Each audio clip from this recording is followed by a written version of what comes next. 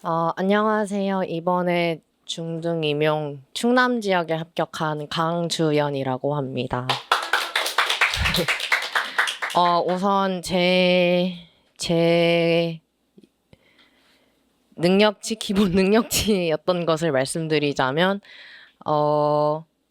저는 노량진에서는 시험을 3번 받고, 제가 대학을 다녔던 지역에서 혼자 1년 공부했었어요. 그래서 1년, 3년 해서 4년 정도 걸렸던 것 같고, 근데 이제 노량진에서 공부한 게 제일 열심히 공부한 게 아니었나 싶습니다. 그리고 제가 뭐 그 중간에 기억은 성적이 잘 기억이 안 나는데, 초중반에는 창피하지만 전공이 40점이었었어요.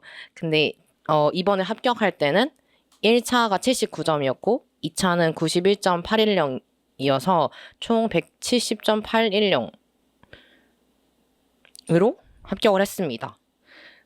그리고 자세하게 점수만 말씀드리면 교육학은 19점을 맞았고 전공은 60점 나왔고 그리고 수업 실현하고 면접은 그렇게 높지 않아서 뭐 제가 그렇게 드릴 수 있는 말씀은 없는 것 같아요. 근데 46.7, 45.75 이렇게 나왔습니다.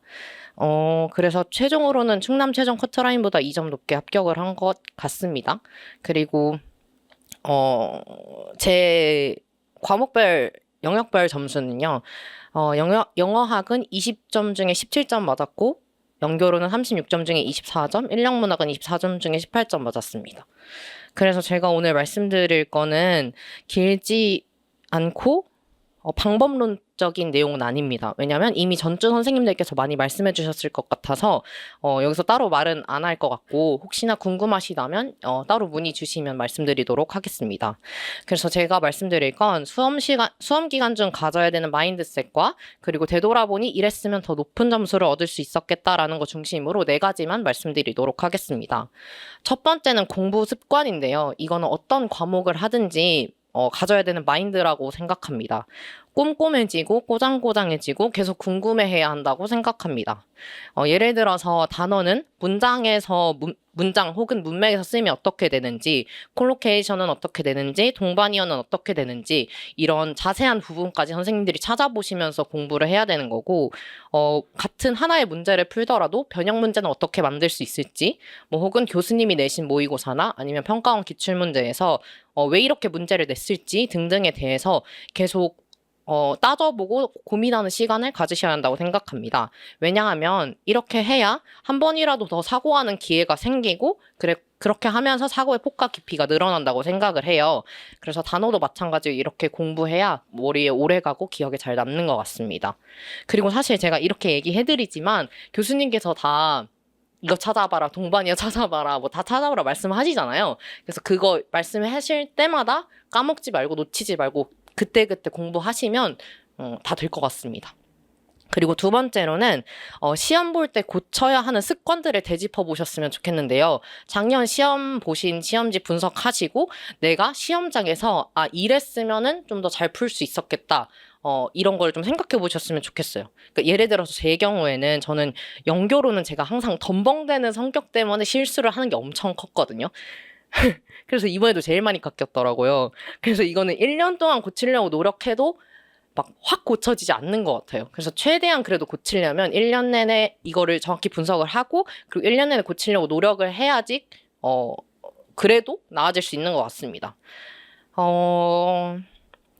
네, 이렇게 해서 선생님들께서 작년 시험에서 고쳐야 하는 핵심 문제풀이 습관을 좀 돌아보셨으면 좋겠고 내가 정말 시험장에서 어떻게 했었는지 그리고 1년 동안 그걸 고치려고 노력을 하셔야 그 시험장 당일에 갔을 때 그동안 연습해왔던 게 자연스럽게 묻어나는 것 같습니다. 그리고 세 번째로는 영어라는 언어를 좋아해서 공부하시면 좋겠고 좀 부담감을 내려놓으셨으면 좋겠습니다. 사실 저도 이게 시험 공부하면서 잘 안 됐어요. 왜냐면 이게 내가 이 시험에 뭔가 내 삶이 달려있고 내 인생이 달려있는 것 같은데 이걸 어떻게 즐겨? 약간 이런 생각이었는데 그래도 선생님들이 이 영어 선생님이라는 방향을 선택하신 데 기저를 생각해 보면 영어라는 과목이 있잖아요. 그러니까 그걸 좀 잘 생각해 보시면서 내가 굳이 영어를 선택한 이유를 생각해 보시면서 좀 내가 영어 실력을 쌓아간다 생각하시고 즐겁게 영어를 탐구하면서 초반이라도 좀 그렇게 하셨으면 좋겠습니다. 좀 이렇게 해야 애들한테 내가 궁금해서 찾아본 것들에 대해서 얘기해 줄 수 있는 좀 그런 소스들이 생기는 것 같아요. 그리고 마지막으로는 가장 중요하다고 생각하는데 선생님들 본인을 사랑하시고 그리고 긍정적인 마인드를 가지기 위해서 노력이라도 해야 한다고 생각합니다. 이게 사실 가장 중요한 마인드 같고 특히 저처럼 장수생한테는 정말 중요했거든요.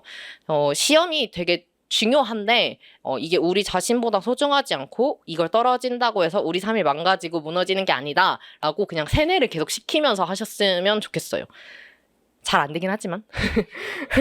그래서 이거는 제가 항상 배경화면에 했던 명언 같은 거였는데 실패는 사람이 아니라 사건이라는 것을 기억해야 한다라는 말이었어요. 그래서 좀 이거를 생각을 하면서 내가 이번에 시험에 떨어졌지만 내가 원하는 결과를 못 얻었지만 나라는 사람이 소중하다는 거를 기억하면서 힘을 내셨으면 좋겠습니다.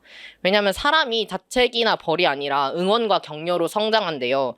그러니까 좀 하루 전, 한 달 전, 1년 전에 나를 되돌아봤을 때 그때보다 내가 더 나아졌고 그때보다 내가 더 성장했으면 잘하고 있구나 라고 생각을 하시면서 나를 격려하면서 좀 공부하는 시간들을 가지셨으면 좋겠어요. 자기한테 좀 관대한 마음으로. 그래서 제가 좀 이런 긍정적인 마인드나 저를 다지는 거에 대해서 도움을 많이 받았던 영상이 있었는데요. 그 연세대 김주한 교수님이 해주시는 마음 관련 영상들이 있어요. 그래서 특히나 유튜브에 스터디언이라는 채널에서 올려준 김주한 교수님 강의 많이 보고 마음의 힘을 많이 얻었었거든요.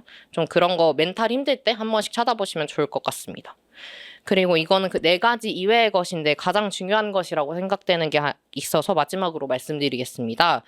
마지막으로는 김유석 교수님께 선생님들 본인을 많이 노출하고 조언을 구하셨으면 좋겠습니다. 저는 이게 가장 중요했고 제가 이번에 합격하게 된 가장 중요한 계기, 원인? 이었다고 생각을 해요. 저는 이미 3년의 직강을 다녀서 교수님께 제 실력이나 뭐 성향 이런 게 많이 노출이 된 상태였고요. 그래서 마지막이라는 각오로 임했던 시험이라서 교수님이 진짜 많이 귀찮게 했어요. 제가 맨날 교수님한테 괜히 막 문자를 남겨요. 교수님 뭐 이번 2달 동안 고생 많으셨고 교수님 덕분에 많이 배웠고 아직 부족하다는 거를 깨닫고 이렇게 보내잖아요. 그럼 교수님 눈치채시고 전화를 하세요. 뭐가 힘든데? 이렇게 하세요. 그러면 이제 제가 거기서 교수님 사실 제가요 이러면서 막 얘기를 해요. 그러면은 상황을 듣고 저를 아시니까 저한테 맞는 조언을 해주시고 그럼 네가 이거 방학 동안 해봐라 이렇게 하면 좀 그걸 보충하고 그 다음 한두 달을 살고 이렇게 했던 것 같아요. 좀 그래서 그렇게 하셨으면 좋겠고 사람의 성향을 진짜 잘 파악하시거든요.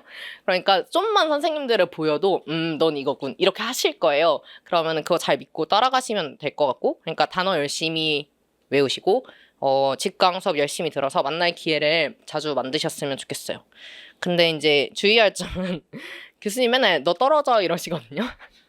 저한테 너 2점 차이로 떨어져 이번에 이러셨단 말이에요. 근데 그게 교수님이 진짜 그런 것도 있는데 긁으려고 약간 하시는 말씀도 있는 것 같거든요. 긁어가지고 좀 하게 하려고. 그러니까 그거에 대해서 막 너무 막 마음적으로 힘들어하거나 그러지는 마시고 교수님 또 긁으시는군 제가 보여드리죠. 이런 마음으로 좀 더 열심히 하는 마음 가지면 될 것 같습니다. 그래서 선생님들이 이미 여기 나와서 이미 공부를 하시고 계신 것 자체가 이미 잘하고 계시는 거고 방법론적으로는 교수님하고 그리고 좋은 스터디원들하고 많이 도움받을 수 있고 같이 성장할 수 있을 거니까 너무 염려하지 마시고 긍정적인 마인드로 본인들을 사랑하시면서 공부하는 시간을 지내셨으면 좋겠습니다. 이상입니다.